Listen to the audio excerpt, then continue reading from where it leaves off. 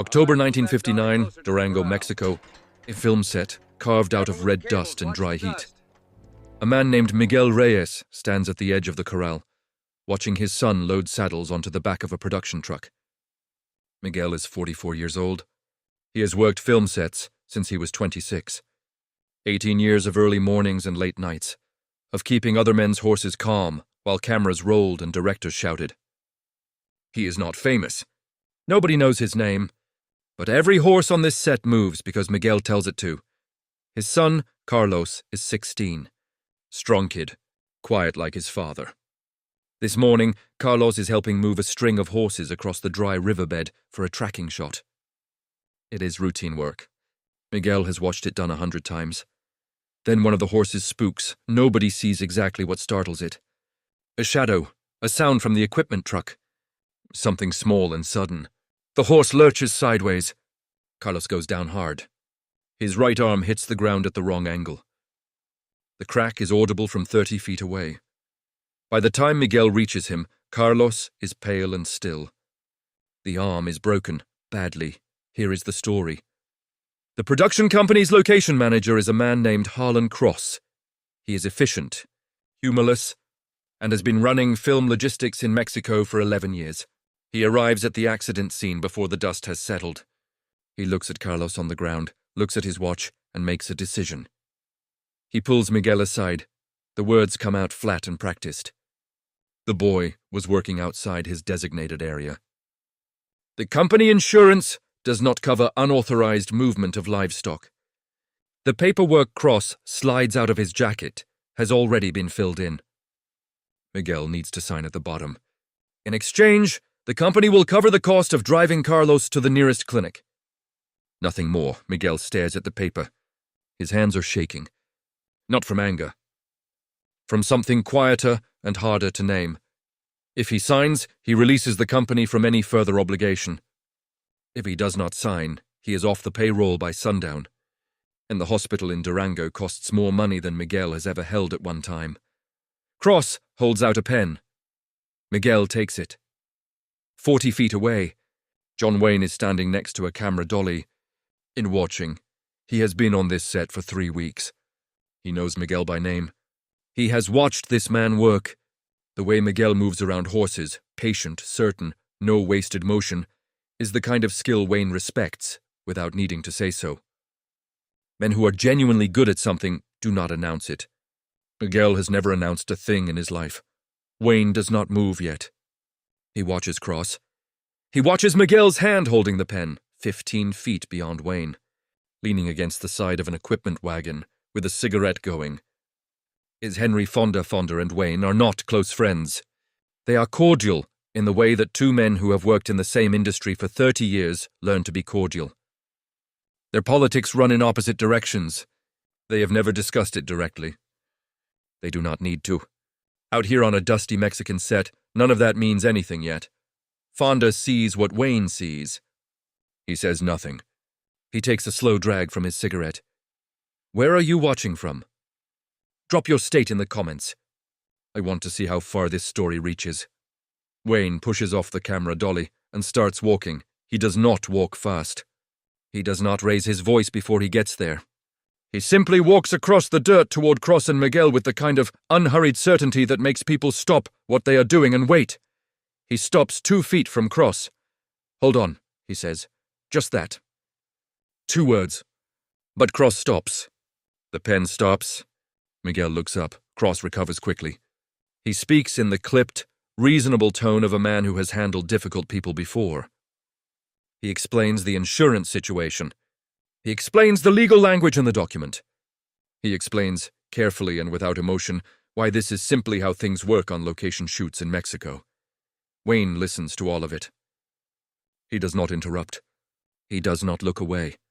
When Cross finishes, Wayne is quiet for a moment. Then he looks at Cross. The horses don't move without him, Wayne says. We shoot tomorrow morning. You want to tell me who's working the corral? Cross does not answer right away. He looks at the corral. 12 horses. 3 days of shooting left in Durango. The director has already pushed the schedule twice. Every delay costs the production money that Cross will have to account for in a report that goes back to the studio in Los Angeles.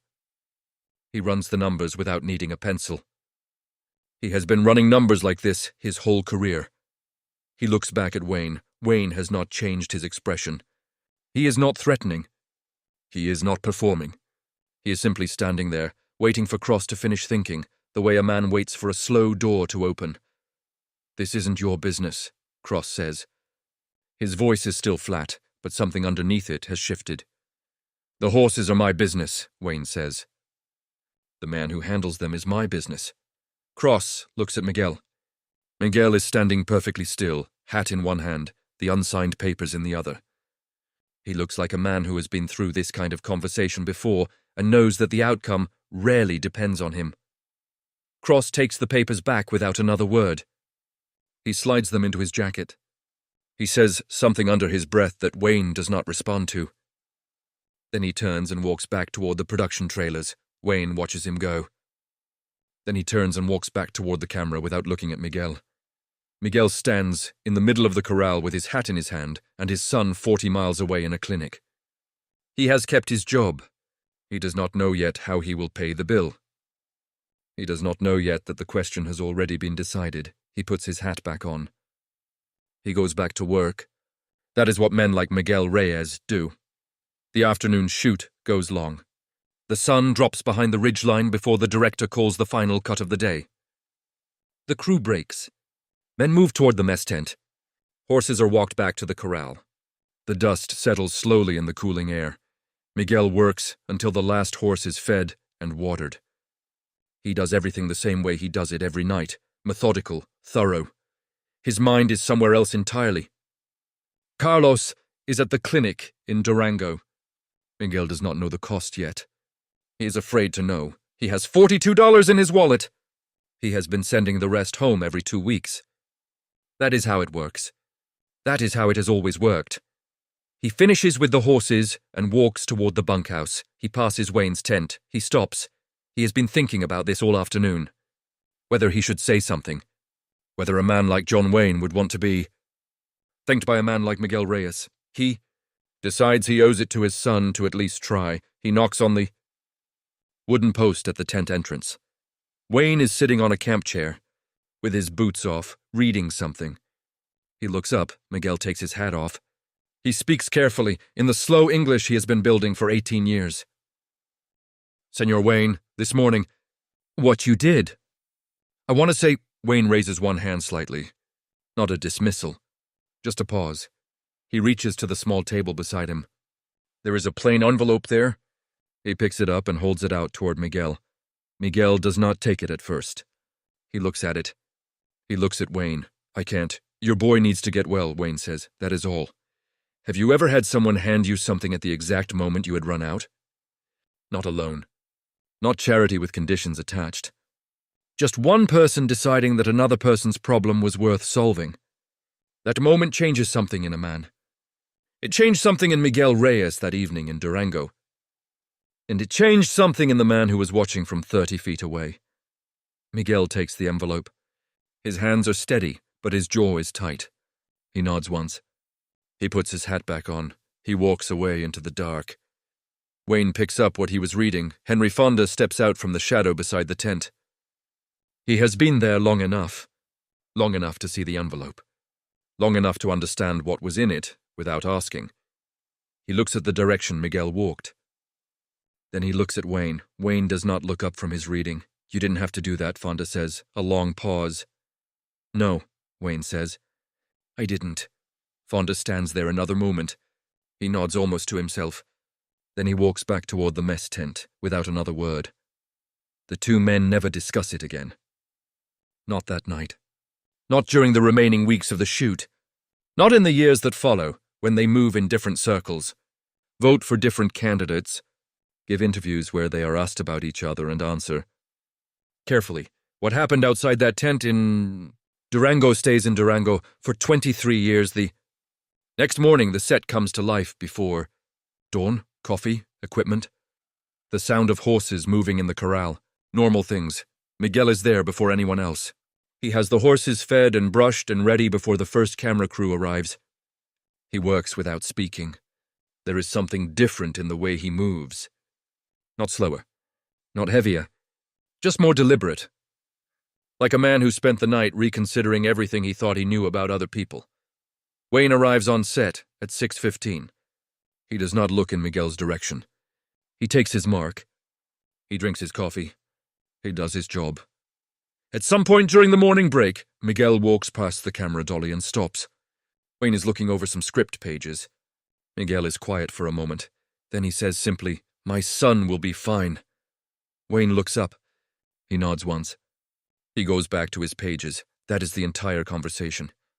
That is all that needs to be said. Fonda is watching from 20 feet away. He sees the exchange. He sees how short it is. He sees Wayne return to the pages like nothing happened. Like a man who gave away money last night, the way other men give away small change, without keeping track of it. Fonda turns away. He has been in this industry for 30 years. He has known many famous men. He has seen generosity that came with press releases and generosity that arrived in envelopes after dark. He knows the difference. He files this away in a part of his memory he does not often open. He files it carefully, 23 years later. It is the spring of 1982. Henry Fonda is 76 years old and not well. He is giving what will turn out to be one of his last major interviews. The journalist asks the question that journalists always ask when two famous men have spent decades in the same industry on opposite sides of everything. What did you really think of John Wayne? Fonda is quiet for a long time. Long enough that the journalist wonders if he has pushed too far. Then Fonda looks up. "There was a night in Durango," he says. 1959, we were shooting the horse soldiers. He tells the story. The accident. The paperwork. Cross and his pen. Wayne walking across the dirt. He tells it slowly, the way a man tells something he has been carrying a long time and is finally ready to put down. He describes standing in the shadow, outside the tent. The envelope. The two words Wayne said. "Your boy needs to get well. We disagreed about almost everything," Fonda says. "Politics, the war, half the things that mattered. But that night, I understood something about him that I hadn't before. There are men who talk about what's right. And there are men who just do it when nobody's watching. Duke didn't need anyone to see him. He just needed to be able to live with himself." The journalist asks if they ever spoke about it afterward. "Never," Fonda says. That was the other thing. He didn't want to talk about it. That was the whole point. Henry Fonda died 4 months later, on August 12, 1982. The interview was published the following October. Most people who read it focused on other things Fonda said that day. The part about Durango was 3 paragraphs buried near the end. Some things take longer to find their audience. 36 years after that. Night in Durango. It is 1995. Carlos Reyes is 52 years old. His arm healed completely.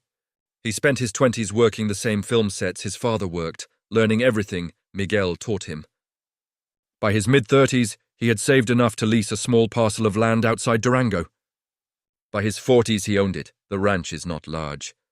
16 horses, a handful of hired hands, enough work to fill every day from before sunrise to after dark. But there is something on the wall just inside the entrance of the main barn. A plain wooden frame, glass front, hung at eye level where every person who walks through that door will see it. Inside the frame is a small piece of paper, folded once and then unfolded. The handwriting is large and unhurried. 2 lines only, no date. No signature. Do good work. That's enough. Carlos's daughter asked him once who wrote it. He told her the story. She asked if it was really from John Wayne. Carlos said he didn't need it to be from anyone in particular. He just needed to remember what it felt like the night a stranger handed it to his father. John Wayne could have walked back to his chair and kept reading. Nobody was watching. Cross had already backed down. The job was saved. That was enough for most men. But Wayne reached for that envelope because he understood something that is harder and harder to find in the world. That solving half a problem is not solving the problem. That a boy in a clinic in Durango needed his father to walk back through that door with something more than his dignity intact. He didn't do it for credit. He didn't do it for a story. He did it because it was the right thing to do, and he had the means to do it, and that, to him, was the only reason that mattered. That is the kind of man he was. If this story reached you, do me a favor. Pass it on. Share it with someone in your life who still believes that kind of man exists. Hit that subscribe button if you haven't yet. There are more Duke stories coming, and unfortunately, they don't make men like John Wayne anymore.